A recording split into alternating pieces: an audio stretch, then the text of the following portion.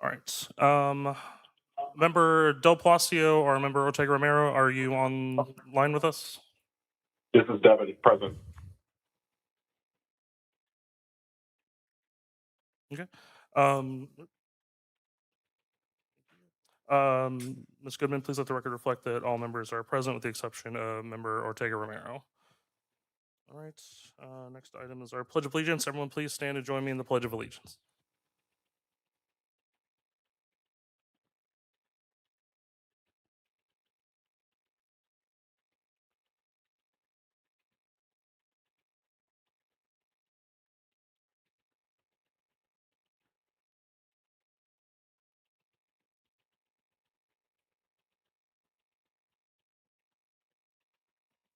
I will read our district's land acknowledgement statement. The Tolleson Union High School District serves 14,000 students with 15 indigenous communities represented throughout our 7 high schools. The Tolleson Union High School District Governing Board would like to acknowledge the traditional custodians of this land, the Acamilla Odom and Peeposh peoples, and pay our respects to their elders past, present, and emerging. We recognize their enduring connection to this land, their rich culture and language, and the invaluable contributions they have made and continue to make in our community. As we gather today for the Tolleson High School District Governing Board meeting, let us remember the significance of these lands and honor the legacy of the original stewards of this territory. All right, our next item is call for a public hearing. So we'll enter the public hearing to discuss the 26-27 budget. Superintendent Caius. Yes, Mr. President, members of the board, our Chief Financial Officer, Ms. Joyce Council here is available. There are no changes from the proposed budget that was proposed in the previous meeting, but she can come on up and address any questions that the board may have.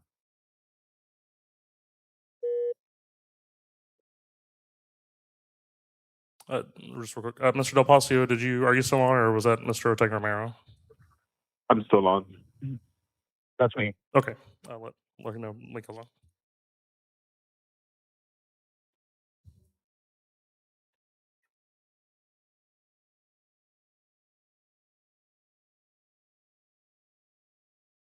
Members, are there any questions? Again, this is the budget that was proposed at our previous meeting. Member Sun? So I just want to see the number for the 25-26 budget. That was the final revised version total. Do you know that number? The 25, 26? Yes, because right now we see the 26-27. So the one we just, finished up. What was our total budget? So we have to keep the conversation, the public hearing, to the presented budget. We can't talk about last year's budget or any AFR. I'm not discussing the budget. I'm asking the amount of the budget of 25-26, period, as a reference point. This is basic accounting. President Chapman, if I may, on page 1 of the budget, you can see the maintenance and operations budget. There is a column that goes line by line comparing to the prior year. So when you look at the total budget number at the bottom, where you see the 157 million for the current year budget, you can see the prior year budget at 175 million. Thank you, Superintendent Guys. So with that said, the discrepancy of 175 million to the current 126 million, 157. I'm sorry, 157.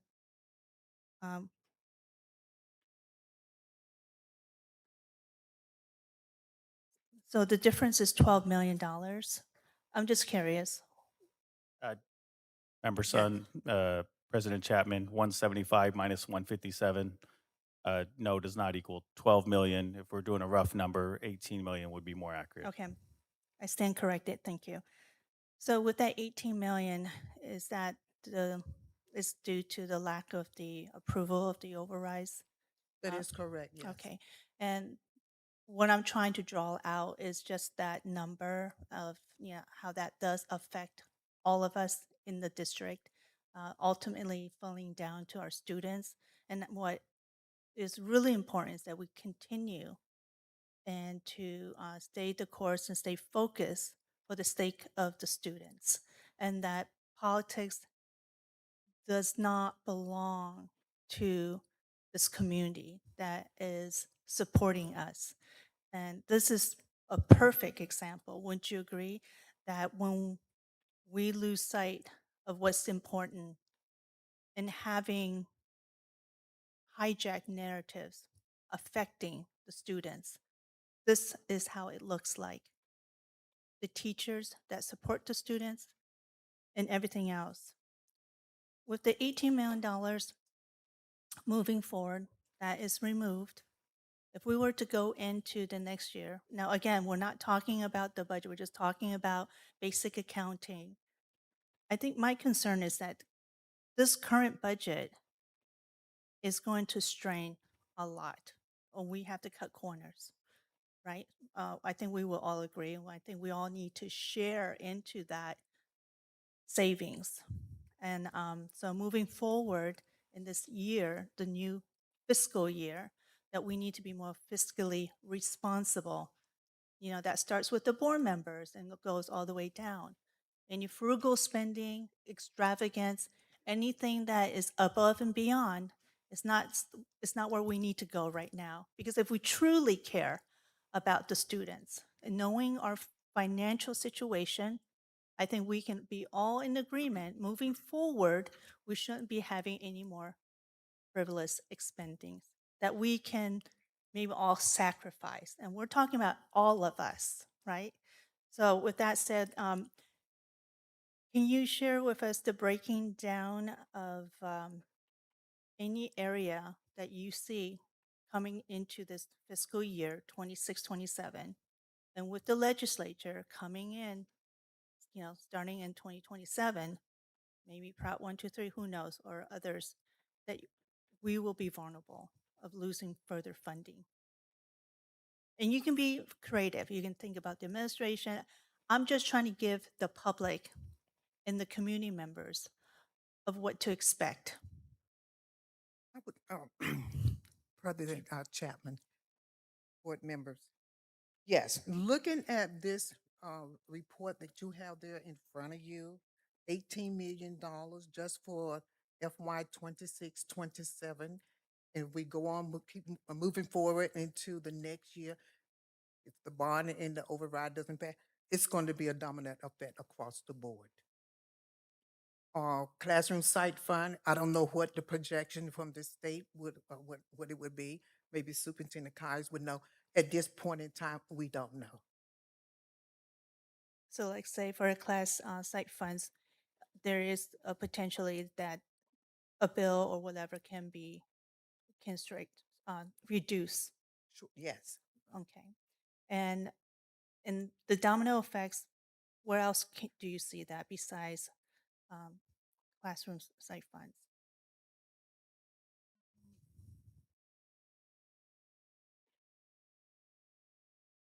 It would be, I was looking at the budget here that is before you.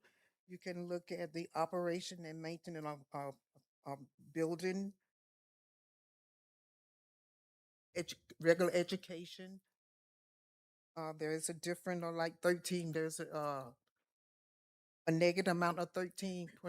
Let's see, special education. So special education, is that the same as before from the previous year? No, the budget increased by 2% for special education. Okay. So I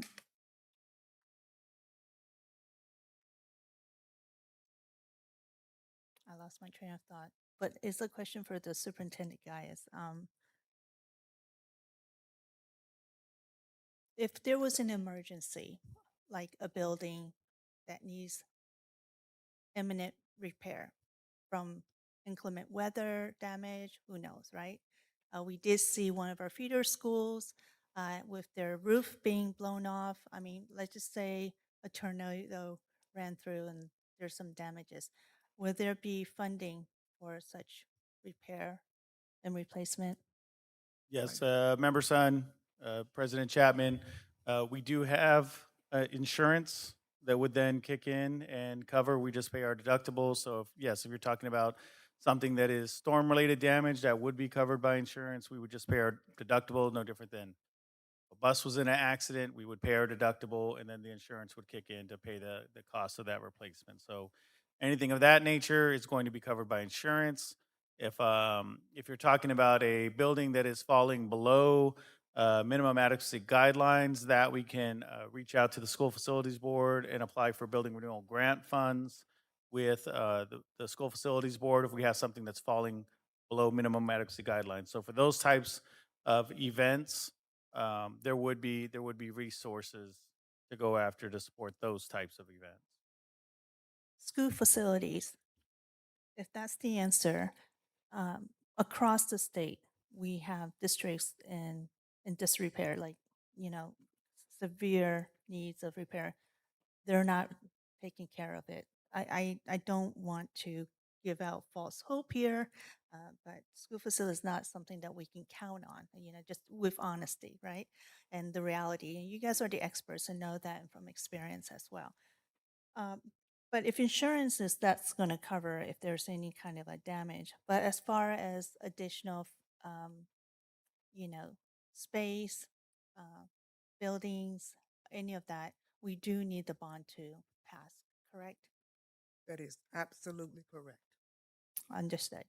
So I think, moving forward this 1 year and then consequently, if the override doesn't pass this year, the current money that we have in hand, are there any rooms where we can save because the carryover, it's not going to exist? And I'm sorry, what's the carryover for this year from last year?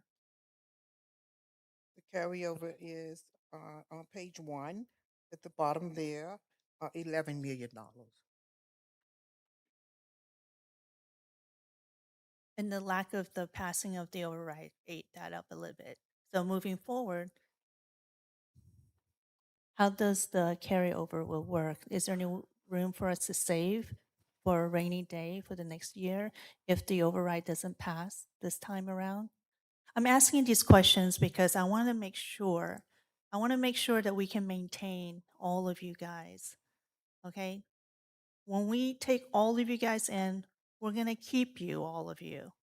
Okay? We don't do bottom up. That's corruption. We don't do that here. We need to make sure that we are fiscally responsible for all teachers and staffs. Okay? If we're going to cut corners, I personally, speaking as one board, would like to start at the top. I'm going to ask once again, is there room for us to conserve so that we can have a little nest egg moving forward in case we don't have the override pass? So, Member Son, President Chapman, the board was supplied with a budget dashboard that shows the different types of scenarios that we could create on what we would be doing if the bond and override were to fail. And as you see in that budget dashboard, if the bond and override were to fail, and this was at a previous meeting that we went through this, but if the bond and override are to fail, then we are going to begin immediately conversations about making significant cuts for the subsequent year, along with the possibility of salary freezes and regressing the placement schedule. And that's for next year. That will start this year. And that's how the schedule works.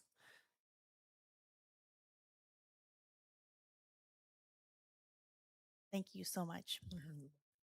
Members, any questions? All right, this is sorry. Yeah, thank you, Ms. Council. This is a public hearing. I have one request from Steve Alvarez.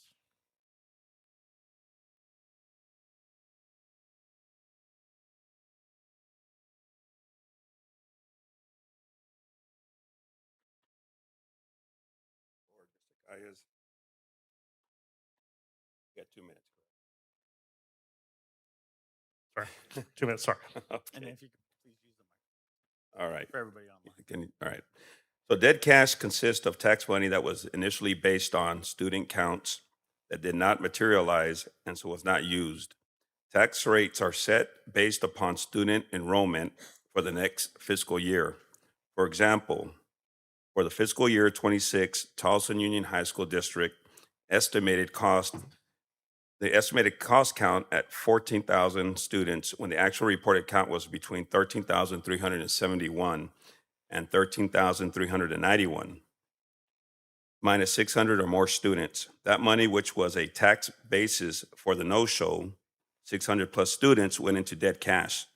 Mr. Kayas indicated in a prior board meeting that it was standard practice to overestimate student enrollment so that you didn't lose any funding or lose a funding source if you underestimated student count. So why not use your 100th day report of the average daily membership? It is at least factual, where the other numbers is almost mythical. Mr. Kayas also indicated that he was using an increase of 3.5% of the current year to estimate growth for the next year based upon what demographers had indicated. So let's run those numbers from the 21-22 school year using information from the district budget sheets, assuming a 3.5% growth each year. The school year 21-22 had 13,206 students. School year 22-23 had 13,206 multiplied by 3.5% equals 462, or projected 13,668. Actual from budget sheets, 13,549. For the school year 23-24, there was 13,668 multiplied by 3. Thank you, Mr. Alvarez. Superintendent Kais, do you want to address the questions on the dead cash? Yes, President Chapman. And then also, Mr. Alvarez, you can stay up here. Public hearing, we shouldn't. Oh, I'm be sorry. Running the that's 2-minute. That's true. Sorry you about can that. have more time if you need more time, but let me address some of the questions you already put out there. So first, in reference to the student count and dead cash. So the student count, when you look at the overall budget and the per pupil funding, the state money is last in, first out. So if you estimate 14,000 students and the state is covering the funding for, let's say, 6,000 of those students, and all of a sudden your student count is down to 13,000, well, now the state's only covering 5,000. The percentage of the students that are being covered by the local tax base is based on a qualifying tax rate. So they looked at our overall assessed value for the district, they multiply that out by a number, and that is how much has to be raised by the local tax base to go towards the student funding. Everything above that number is covered by the state. So overestimating the tax rate, no, does not. Overestimating the student count for the purposes of the calculation of M&O and district additional assistance, the revenue control limit, it does not equate to higher taxes because of an overestimation of the student count. It equates to an advance on state aid. So in the early months of the year, they'll end up giving you more state aid. And then as you go through the year and they see that your student count is actually lower, they will then change your state aid payment to make it more reflective of where your student count is actually at. So it's with state aid, it's not with the student count. The piece that you were mixing it into is the calculation of the maintenance and operations override and the calculation of the capital override, particularly with the maintenance and operations override because it runs on a percentage basis. And so right now for this upcoming year, for this current year we're now in, we're in phase down. So we had a 15% override for a number of years now, about 8-9 years we've been running 15% overrides. We're phasing down now to 10%. That 10% override and what the 10% equals, that is the piece that is at risk based on whether or not you under budget or over budget for that number. When it comes to the maintenance and operations override, if you over budget, then you correct that in a subsequent budget. And yes, the difference between that number and what the number ends up being by the time you get to the end of the year and even beyond the year, because the state keeps recalculating your student count throughout the year, that number is the number that if that particular number is over budgeted, then yes, the over budgeted number on the maintenance and operations override becomes dead cash. If it is under budgeted, the district is not allowed to recover those funds. They just lose those funds. They lose the ability to access those funds because the maintenance and operations override is fully funded by the tax base. There's no state aid that helps support the maintenance and operations override, so that's why that one runs that way. Um, I believe that answered your questions, but if I missed any, then please feel free to let me know. No, but it seems like the demographer didn't adjust to the current conditions. And so that's why, why not return the $33 million in dead cash to the taxpayers of the district due to the district error, if there was one? So the 33 million in dead cash is not all just from the budget override. The way the state works is interest earned in maintenance and operations cannot be spent. So it didn't used to work like this. About 12 years ago, the Arizona Tax Research Association ran a bill, and they wanted to change how we calculate tax rates. And what they ended up doing was they didn't like that when we get to the end of every year, we look at encumbrances, expenses, and cash on hand and determine what our ending balance is going to be in cash that is either in excess of or in deficient to what we should have there for budget capacity. And then we use that to help set the next year's tax rate. So let's say you have $100, right? And you finish the year, you're only allowed to spend $95, you have $5 left. The next year you're authorized to spend $100. Well, the way we used to do it is, yeah, but you have $5 left, so really we only need to give you 95. And that's how we would set tax rates. They changed that because they didn't think that was being transparent. They're like, no, you need a tax for the 100 because that's what you actually need for that year. It's like, well, we don't really need that. We have $5 left. And they said, no, you need to go ahead and tax for the full 100. So we changed that about 12 years ago, and that's what created this vehicle of dead cash. But interest earned in maintenance and operations is not taken into that calculation. So any interest that you're earning, which we're earning, $500,000, $1 million, $2 million a year because we had such high balances for a number of years, all of that interest earned is dead cash. When the Primary Tax Oversight Commission miscalculates the tax rate because it's not an exact science and they're taking a guess and they provide for a delinquency rate, so they always estimate high when they're setting tax rates because we don't get to pick the tax rate, they do. And they always estimate high because they assume that not everybody's going to pay their taxes every single year. So like we'll give you a delinquency rate buffer. When they put that in there, that's all dead cash. Certain rebates and stuff we'll get through the year, miscellaneous revenues, all dead cash. Because we don't have a vehicle now for taking our cash balance and using that to change the upcoming year, everything becomes dead cash. We have been petitioning the state for the last few years to do just what you're asking. Allow us to go ahead and bring down our tax rate by using our dead cash to offset the tax rate. The last few years, those legislative attempts have failed. So it's not something where the district has an option of, if in this budget, they almost did it where we could just give all the dead cash back and bring down our tax rate. They decided not to go there when they were doing the budget negotiations. It's not a decision that we get to make. It's only a decision that they get to make downtown. All right, thank you. Yeah, thank you, Mr. Alvarez. Sure, go ahead. So if you could elaborate on the dead cash, based on statute, what was your reasoning that we cannot use the dead cash for the school? So again, that's the reason why it's called dead cash, because it is just that. They do not give us spending authority. So spending authority is calculated on a per pupil basis. So let's say if you have spending authority for $100 million and you have $120 million in cash. The extra $20 million doesn't matter. You can't do anything with it. That is dead cash. Let's say you have spending authority for $100 million and you only have $80 million in cash. You can still spend the $100 million. When you have a cash deficit, you can appeal to the County Board of Supervisors and have that cash deficit added on to your subsequent year tax rate. But when you have cash that exceeds your budget capacity, you literally can do nothing with it. The only value that comes from it is that it helps to generate more interest, but again, the interest being earned is just more dead cash, unless it's interest being earned in your capital fund, because the capital fund interest is spendable, and also credit ratings. So the presence of the dead cash is also part of the reason why our district has a AAA rating with Moody's, because with Moody's only cares about cash. They don't care about Arizona-specific laws because other states go on a cash basis. Arizona has this unique thing of budget capacity and trying to use that as a way to be an equalized state. So with the credit rating agencies, yes, they look at your cash. We have a AAA, which is comparable to, if you look at your own personal credit score, having an 850 is like having a AAA. It is the top of what you can go for on a credit score. Let me rephrase the question. In your personal expertise on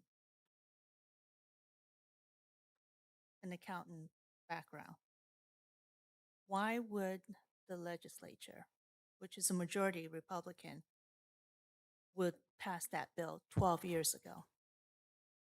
Well, as the one who was personally fighting the person who was lobbying them for passing that bill, it's because they didn't understand what they were doing to the system, and they were taking more advice back then from the Arizona Tax Research Association, and not necessarily working with school district CFOs on that provision. So when we advocated to them, like you're breaking the system, and they're like, no, we believe that you guys manipulate tax rates, and this is more straightforward. That fell on deaf ears. The only thing that they later became receptive to, and that was when Chuck Essex made the argument from ASBO of you have to give people a method for recuperating cash deficits. And so they did amend later to allow districts to continue to have a process for recuperating a cash deficit, but when it came to a surplus, they said we're not going to touch that. And so it is only in the last 3-4 years when the dead cash has grown to over 350 million statewide that now people are like, well, why is there 350 million sitting around that nobody can actually use? We should be doing something with that. The reason why I'm asking these questions, Superintendent guys, is that the public doesn't know. And when they hear a false narrative, it gets very confusing. You mentioned that we have now ballooned to $350 million statewide. As a state. Yeah, statewide, dead cash. It's so unfortunate that, we can't touch that. But if you think about silver lining and what is happening, that can someday burst. But that does require all hands on deck, including the community, to fight for that instead of being divided. So thank you for that explanation. I hope the public is more informed with the truth and that we can move forward with that information. All right, thank you. That will conclude the public hearing. I'll call the regular meeting to order.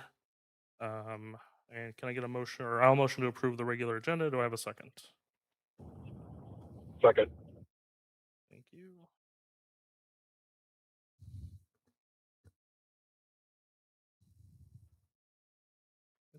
All right, I vote yes. Member Vice President Del Palacio?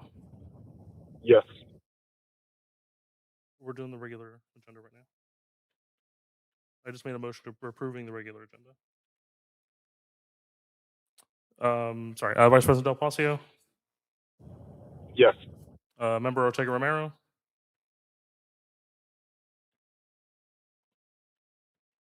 Member Ortega Romero? All right, Member Sun?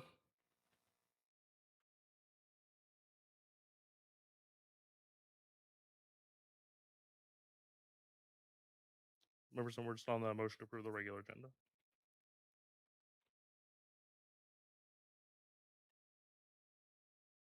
Yeah, we're just approving the agenda, normal intro business.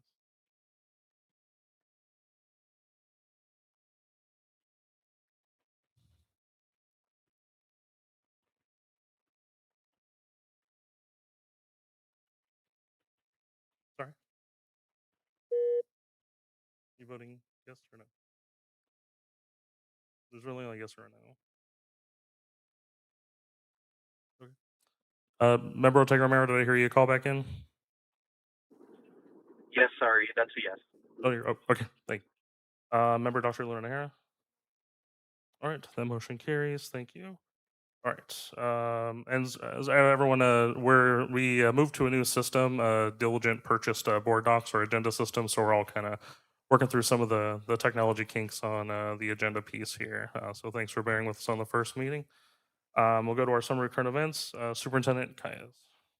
Yes, President Chapman, members of the board, members of the Copper Canyon High School's medical assisting and sports medicine chapters of the Arizona Association HOSA attended the HOSA International Leadership Conference recently.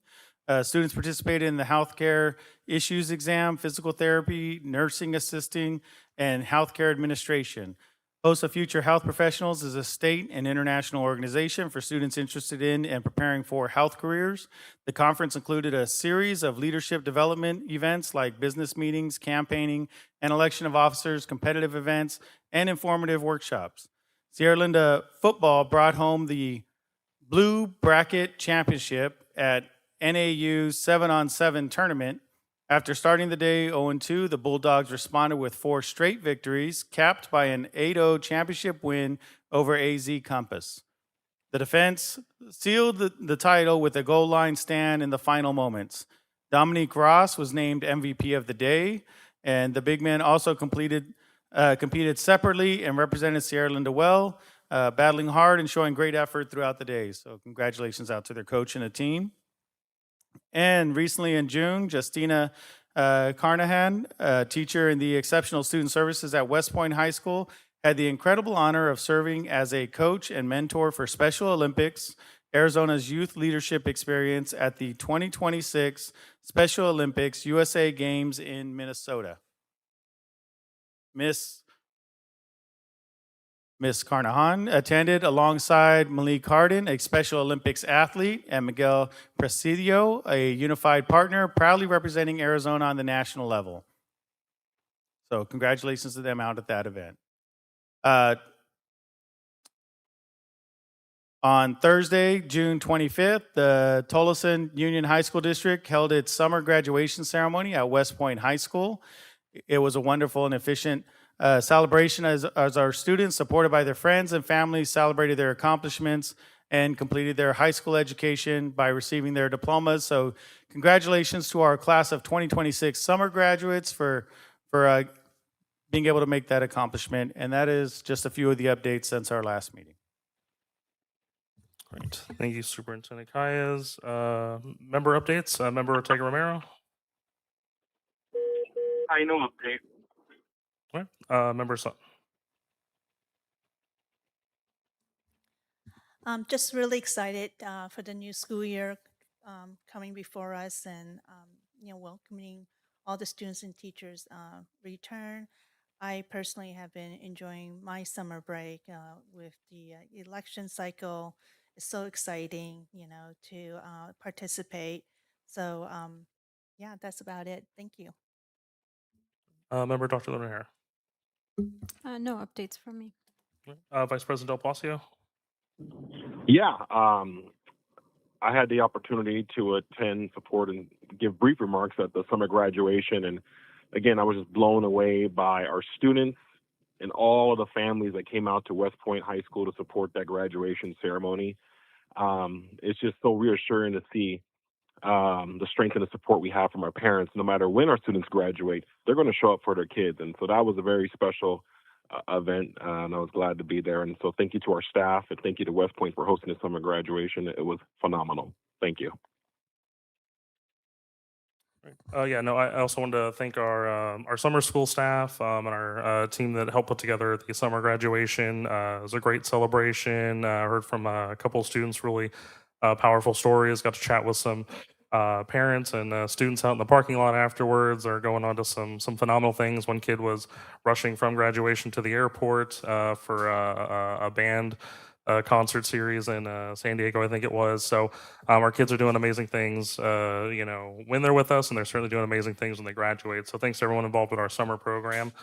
And then, yes, our last meeting before, we don't meet again before school starts. Just want to start welcoming back our staff that are already here, and our folks will be coming back in the next week or so.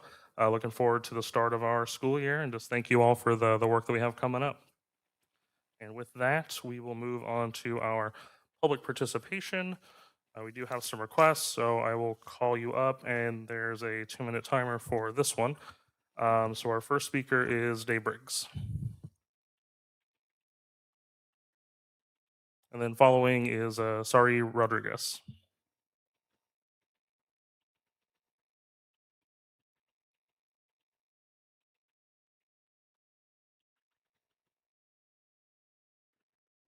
President Chapman, members of the governing board, Mr. Calles, there appears to be no oversight from this board on the recommendations of Mr. Calles, or any deep analysis of documents presented or the lack of documentation.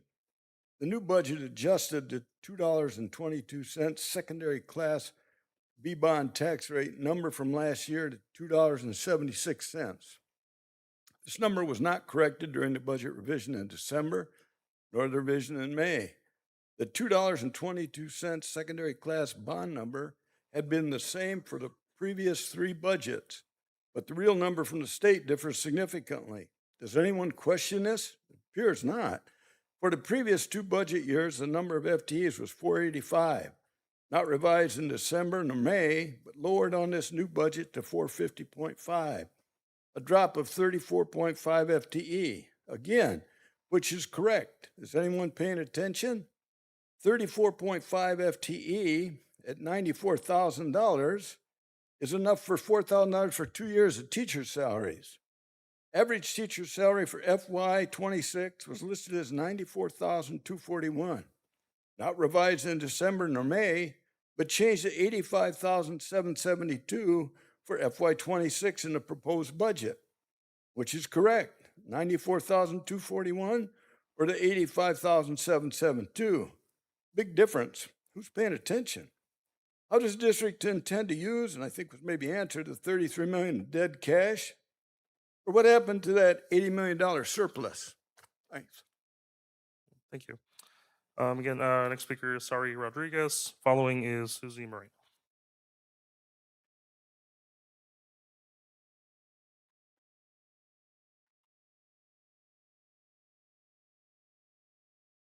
Good afternoon. Thank you for allowing me the opportunity to speak today. I am here on July 14, 2026, after previously attending and speaking at board meeting on June 4th and June 16th to raise concern regarding my employment and the process that led to my termination. My name is Sarai Rodriguez, and I used to be the admin assistant to nutrition services. I'm here specifically due to the conduct I was subjected to by the director of nutrition service and everyone I reported this to. I went to every leader within the professional chain of command and begged to be removed from a bully and a woman who harassed me daily. After my last public comment, I was informed that human resources would reach out to me. No one from the district contacted me. Instead, I reached out myself seeking clarification regarding why I was being terminated, specifically my confusion with the policy being used to terminate me.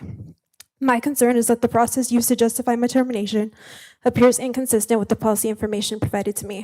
When I received notice, I was provided policy GDQB, which states it does not apply to ratings, comments, or recommendations made in the course of an evaluation or support staff member. Throughout this process, I was told that my evaluation and performance was the reason I was facing termination. However, I was never provided a clear explanation of how a policy that specifically states it does not apply to evaluations was being used as part of the termination process. This lack of clarity caused me significant concern, especially because I discovered that my personal file appeared to be missing documents, including prior evaluations and feedback that reflected my positive performance and contributions. My personal file was maintained within the same administrative structure where I had previously reported concerns. Thank you. Thank you. Again, Susie Moreno, and then followed is Jessica Bueno.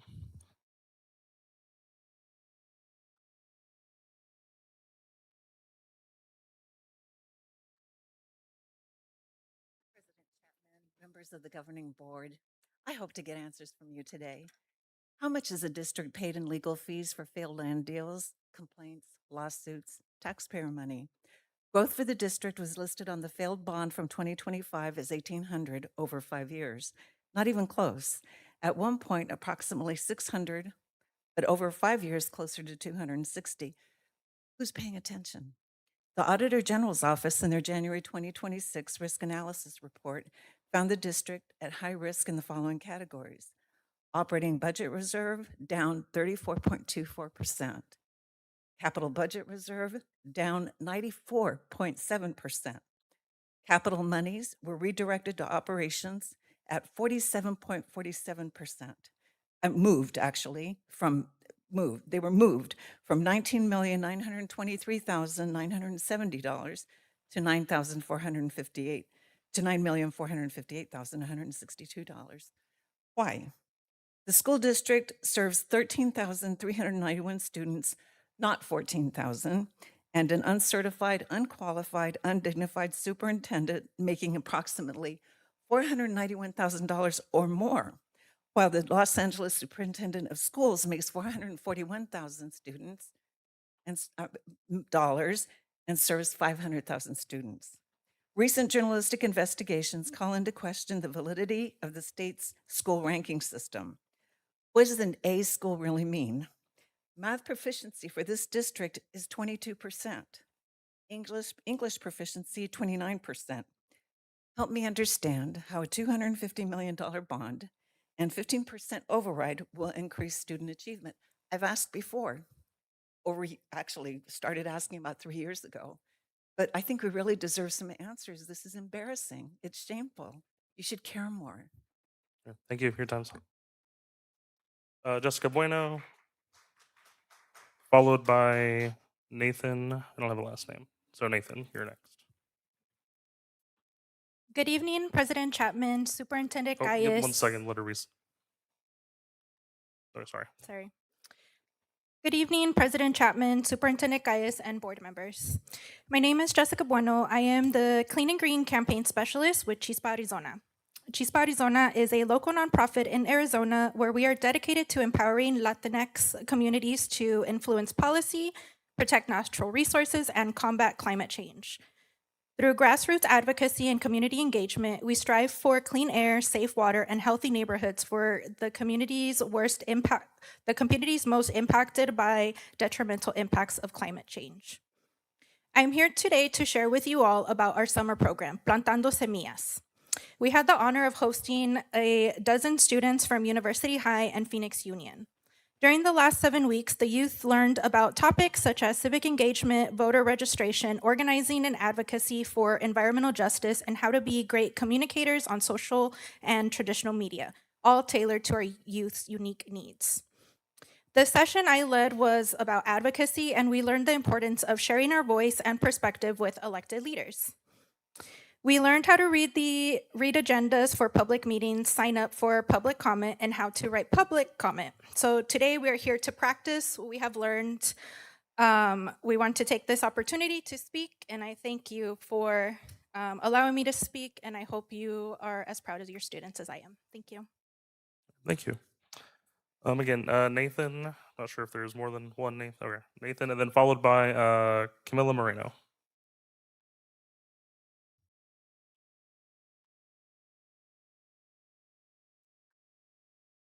Good evening, members of the Tolleson Union High School District Governing Board. My name is Nathan Katika, and I am a sophomore student here in our district, specifically in University High, as well as a member of Chispa, Arizona. Chispa has given me and many of my peers a platform to understand the connection between our environment, our community's health, and our future. Through this program, we learned how civic engagement and our environmental justice can build a cleaner, safer Arizona. Climate change is just something we read about in textbooks anymore. It is actively shaping our lives, our weather, and our future. Because of this, our education needs to prepare us for the world we are entering when we become adults.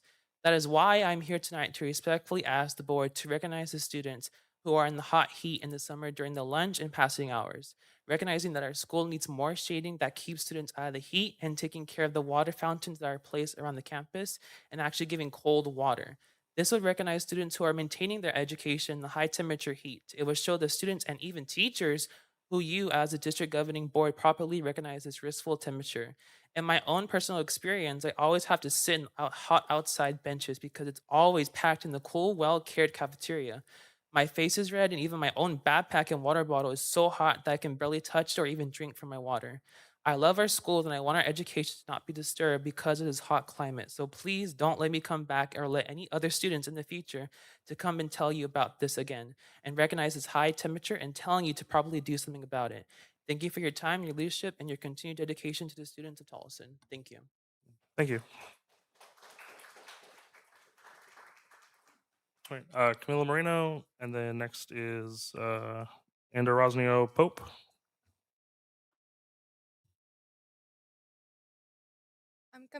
I'm Camila Moreno, and I go to University High School entering my sophomore year this year. I enjoy my time here except for the scorching hot walks during my passing period. I get to fourth period and I'm so exhausted from the heat. The heat makes my head hurt so bad that I can't even focus on my schoolwork. It hinders me from focusing and successfully doing my work in the classroom. It's not just me who feels like this. Many of my classmates I could see them being frustrated, trying to do their work right after getting out of that heat.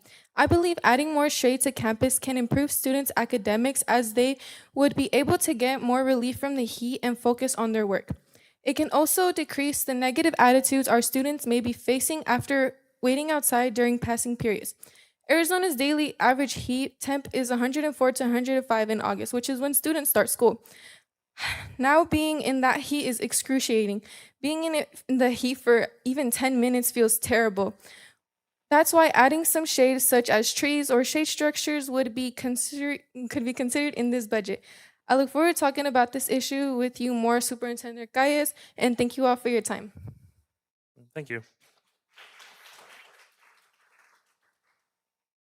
All right. Next is Adoranius. Adoranius Pope. I'm sorry. I'm probably misread that entirely. Sorry about that. And then followed is Zachary. Good evening, President, Governing Board members, Superintendent, District staff, and community member. My name is Tolleson Pope, and I am an incoming sophomore and a former student at University High School. And I'm here today with CHISPA Arizona to talk about in the district a goal to increasing in the Arizona readiness score from 19 by maintaining 19 or increasing by a 1. During my stay in University High School, I have seen numerous upperclassmen who have tried to go to more prestigious colleges or to have higher scores on the ACT. And by increasing or maintaining the score, I would say that they have a higher chance at going to um, mid-tier or more prestigious universities.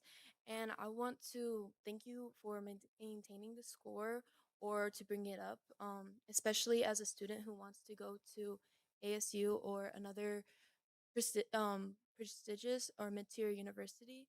And I strive you to think about to like vote and maintain this goal. Thank you so much. Thank you. All right. Zachary, and then we have Shaylin.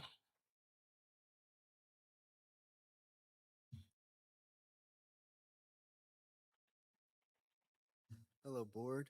My name is Zach Sierfos, and this budget does a lot for students, and I am appreciative of the strides that they have made to make the budget work well. But I will say that investment in your school, even though it has been seen in how graduation rates are and how many scholarships that have been awarded to students, the human rights organization Puente, another one, Poder in Action, and now Chispa, all have the same problem with SROs. We need counselors in our schools.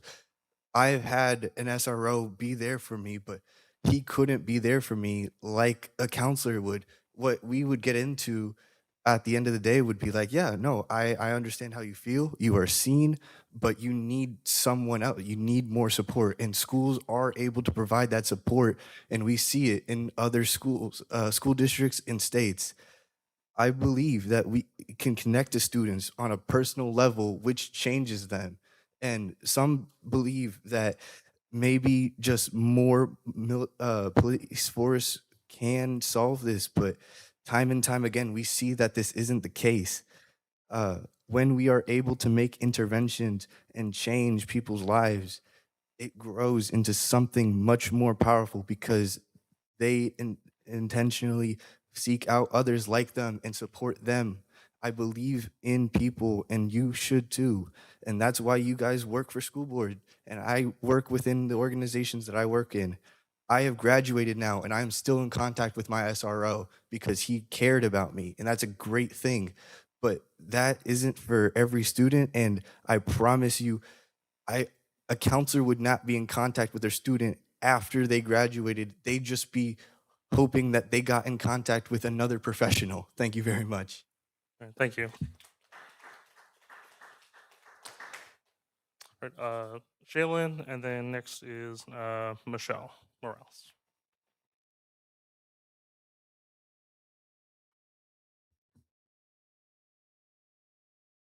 Hello, my name is Shasleen, and I am also a fellow student at University High apologies. School, and I'm entering my sophomore year.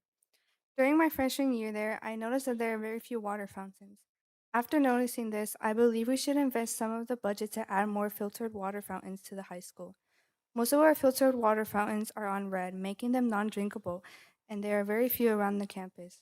During the heat, I think it is important to keep the students hydrated and cooled, especially during the hotter days, and including the fact that it is an outside school. Keeping students cool can increase the negative attitudes that the scorching heat gives them. Excessively hot weather affects the students' ability to think, make decisions, and stay calm with symptoms like brain fog and difficulty focusing. According to a study by the broadcasting organization Arizona Families, the extreme heat impacts 92% of students across Arizona schools. So, to conclude my comment, I believe that it is relatively a safe decision to add more water fountains to keep students hydrated and safe. Thank you for listening to my comment. Thank you. All right, Michelle, and then afterwards is Emily Aguilar.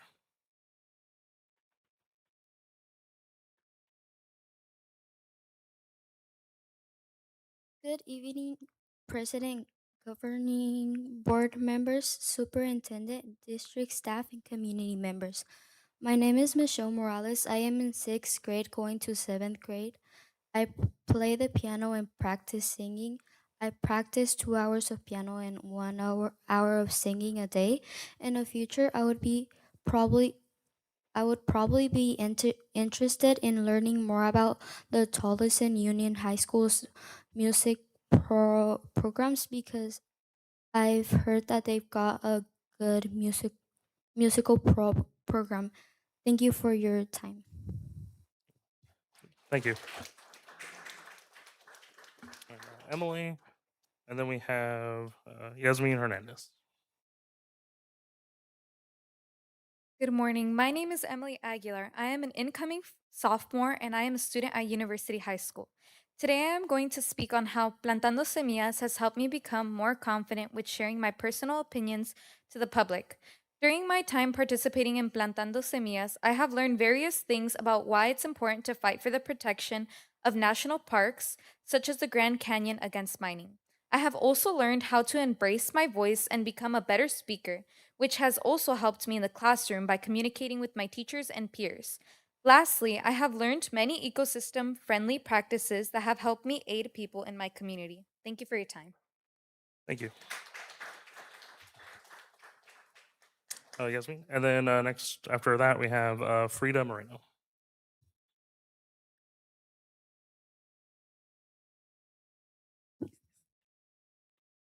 Good evening, members of the board. My name is Jasmine Hernandez Cruz, and I'm a current student at University High School, now entering my sophomore year. During my freshman year, I noticed that there are many amazing aspects of UH that have uniquely shaped each and every one of their students. But one issue that myself and countless of my friends at UH and even Tolleson High faced was the severe heat we endure when being outside. Many students entering the new school year, including myself, dread having to switch classes knowing the heat that awaits them outside is on average 105 degrees. The cool air conditioning that we arrive to after 7 minutes of passing period feels like heaven. This heat impacts me greatly even when I'm in the coolness of the classroom. I cannot focus the first 20 minutes of class because I'm still trying to cool down from the immense heat that is outside. It negatively affects my body, brain, and mindset as I'm not able to focus. As a solution for this problem, I propose that some of the budget should be used for shade structures such as trees or canopies for students to be aided from the scorching heat that we meet in the Arizona desert. Thank you for your time and have a great rest of your guys' day. Thank you. Frida. And then afterwards we have Anna Louisa. Good afternoon. A quick web search on how heat affects human behavior shows a link to the American Psychological Association, and it shows that in November 2023 here in Phoenix, there were 569 heat-related deaths. Good afternoon. My name is Frida Moreno. I'm a public educator. I teach Spanish, and I will also be a behavior specialist and an on-call substitute this next year at my school. I share this because a lot of people think that teachers have it easy simply because they have summer breaks or any other breaks. But as my sister and her friends were saying, the heat affects how we learn. And other than that, there are other physical things such as heat strokes. Sorry. So there is research showing the things that they are calling for, like trees and canopies. There are urban designers who focus their research on this. If we have more trees, more shading, especially with trees, it can reduce the heat by at least or at most 12 degrees centígrados. Celsius, sorry. And there are many other consultants for education, people who focus on the climate crisis that can help with using the budget more appropriately to help these students continue their education. And yeah, that's pretty much it. But thank you for the work you have done, and I hope you listen to their young voices. Thank you. Anna?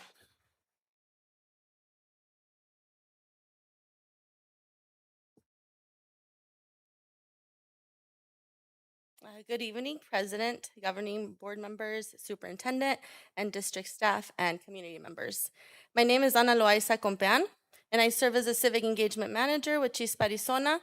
For the past 5 years, I've had the privilege of leading our Plantando Semillas youth leadership program across the state in Yuma, Pima, and here in Maricopa County, where we help young people discover their voices, develop leadership skills, and learn how to make a positive impact in their communities. Over the years, I've had the opportunity to work with students from schools across the valley. And I can honestly say that the students at University High have consistently stood out. They're curious, compassionate, and eager to serve. They don't just care about learning, they care about making a difference. That speaks not only to the students themselves, but also to the educators who encourage them to think critically, to get involved, and believe that their voices do matter. I'd also like to recognize Mr. Martin, although he's not here right now. His support for his students has been unwavering. He continuously creates opportunities that challenge them to grow beyond the classroom, and we're grateful for the partnership that we've built with him. This summer, our students have spent their time learning about civic engagement, organizing, environmental stewardship, and community service. They've assembled and distributed heat relief kits to our neighbors. They've become certified poll monitors, and they've learned how local government works, and discovered that leadership isn't about titles. It's about showing up for your community. Our collaboration with Mr. Martin and the students at University High has showed us what's possible when passionate educators and community organizers come together.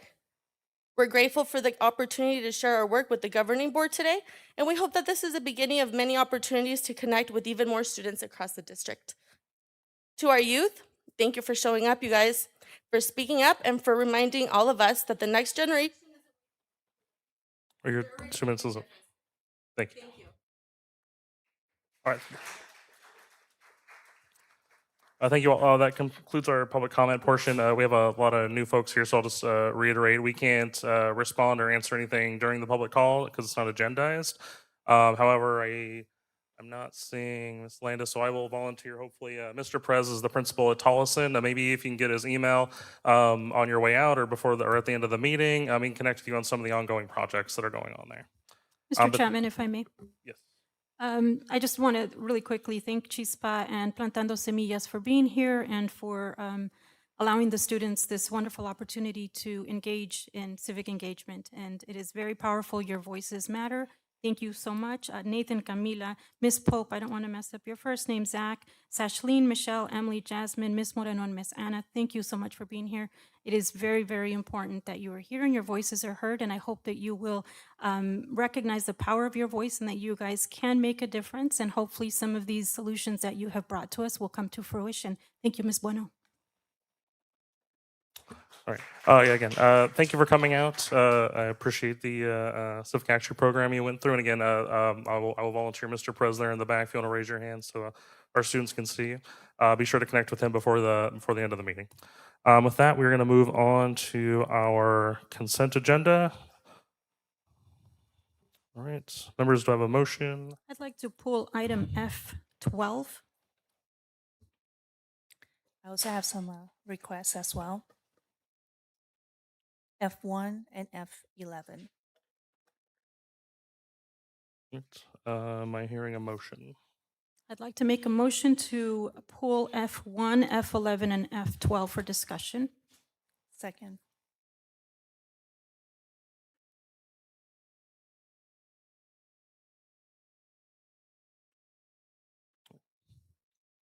Right.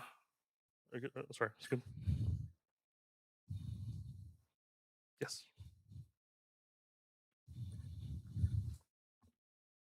All right. I vote no. Vice President Del Palacio, No. Member Ortega Romero, No. Member Sun, Yes. and Member Dr. Luna Hara. Yes. Right, that motion does not pass. I will make a motion to approve the consent agenda. Do I have a second? So again, no transparency, Mr. Chapman. So moved. We need to talk about these items because the community here is demanding transparency. And we would like to discuss these items to discuss about transparency. And a vote was taken.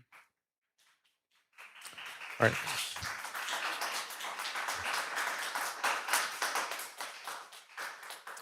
Ms. Goodman, ready?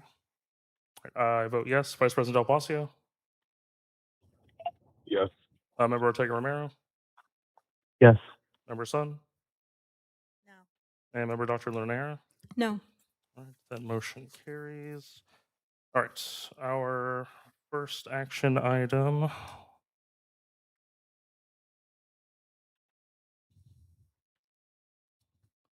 Bear with me here. Sorry about that. All right, our first action item is the discussion and approval of the 26-27 fiscal year budget. Again, members, the budget proposed the last board meeting and discussed in our public hearing. Any questions?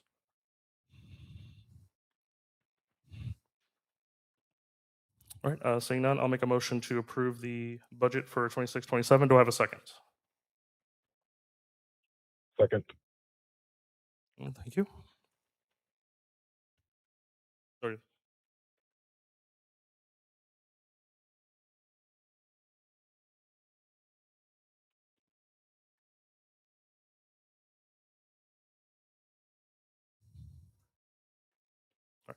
I vote yes. Vice President Del Palacio, Yes. Member Ortega Romero, Yes. Member Sun, Yes. Member Dr. Luna Hara. No. All right, that motion carries. Action discussion item number 2 is the adoption of the strategic plan goals. Again, these were discussed at our board retreat. They are the same goals as the previous year. Just looking to approve those to continue the progress that we've been making. Members, any comments or questions? All right, I just once again want to thank everyone who was involved that day at the retreat where we discussed the data and the goals and our progress towards the goals. I want to thank our principals, our district leaders, coordinators who were all part of that session where we did a deep dive into the data and talking about the roadmap to getting to some of these goals. So I want to thank everyone for the time and the work that went into all of these. All right, thank you, Mr. Del Palacio. You're good. All right. With that, call the vote. I vote yes. Vice President Del Palacio, Yes. Member Ortega Romero, Yes. Member Sun, Yes. and Member Dr. Luna Hara. No, because transparency is not a district goal. All right. So with that, the motion carries. All right. We have our request for future agenda items as Yes, well as. I would like to make a request. I would like to bring the professional organizations and professional development for board for discussion as a board. And I would like to request that F1 and F11 be brought back again for discussion. I'll second that. Okay, well, we can't take seconds during the request, but I make a second request. that's fine. I'd like Thank to you. make additional requests that I sent the email out to yourself and copied the superintendent on our superintendent's unhinged behavior in our last meeting, and that I request that we have a discussion item for a vote to go into executive session for legal counsel regarding any fallout ramification on his behavior. And I'd like to make a second request because I requested to speak to legal counsel last meeting. Right. You can ask me after. I can't really engage Okay, with you on the well, request, but I requested to speak to legal counsel because of the unprofessional behavior of our superintendent, and I was denied. or I I was can follow ignored. you afterwards. I was ignored because it has now been almost a month and you have not followed up. I would like an executive session with board only to discuss the behavior that the community experienced last board meeting. And I just want to clarify that according to our policy, 3 votes of the majority can make that request during a discussion. So that's under BECD. And with the Arizona statute, the board president does not have the decision to make that. So with policy BCD, it says the executive session is authorized by a vote in the open session. That's what I'm requesting for in the next meeting.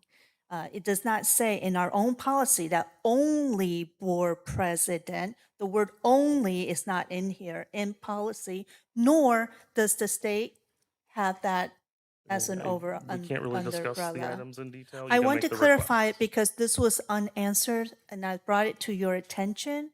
So we're bringing it up in open session And that's under fine. open meeting law that is allowed. No explanation. We are requesting, and based on our explanation of our request, because it's not being heard, it's not being accepted, it's being denied, it's being dismissed, which violates our own policy, BECD, and we have nothing at the state level to give you the ultimate, authority. Okay, it doesn't say only. I caution that you guys want to create this majority. It will bust. We are Do you have under additional audit. requests? You cannot, this isn't a discussion topic. We made so many Do you requests, it have never went additional on requests, to or the are you agenda. finished? The We request that cannot we just made discuss the has items. to You can go make the on the request. agenda for the next meeting. You can make requests. We cannot discuss them. Do you have additional I requests? am making the request that we'd like to do you have a have discussion okay, on our superintendent's Yes, behavior in our I've last heard meeting. that twice now. Do you have We're additional not requests? asking to do a vote in that. Okay. It is a discussion Do you to have additional items? discuss We cannot for discuss the them executive further. session. I'm asking and Okay, I'm making I- clarifying the request to be very I- specific okay. under policy, We under got- Arizona law that we are Do you have requesting additional items, for. or before I move on? I'm asking for the request that we have a Okay. discussion I'm for the moving on then, executive since I'm not session. hearing anything additional. You're not doing your job, Mr. Chairman. I am It's doing really my job because disappointing. we cannot discuss matters You on a cannot be request for future agenda dismissive. items. We Of have the board members. requested repeatedly and you ignore. Okay, this is the first request I've gotten No. here. For No, this that's a part of it. lie. No. Okay. We have email. No. So So, when again, you gonna do you have openly additional agenda lie item and you want to requests? shut us down because you you're have making a additional false agenda item statement and now you're requests? telling us to be Do you quiet? have additional agenda item requests? You need to be quiet Do and you let have us make the additional agenda- request You're not and making let any us making the requests. request because you keep on interrupting. Because you We can keep go on and on. going on We can beyond go what on you're- and on. No, we won't. Why because don't you be I will quiet? Make a Why motion don't you to be adjourn the quiet? meeting. Do I have a second? So moved. I have a second. All right, I vote yes. Vice President Del Palacio. Yes. Member Ortega Romero. Yes. Member Sun. Sorry. Is that a yes or a no? All right, Dr. Linehan. Abstain. All right, motion carries. We are adjourned. Thank you, everybody. Have a good evening.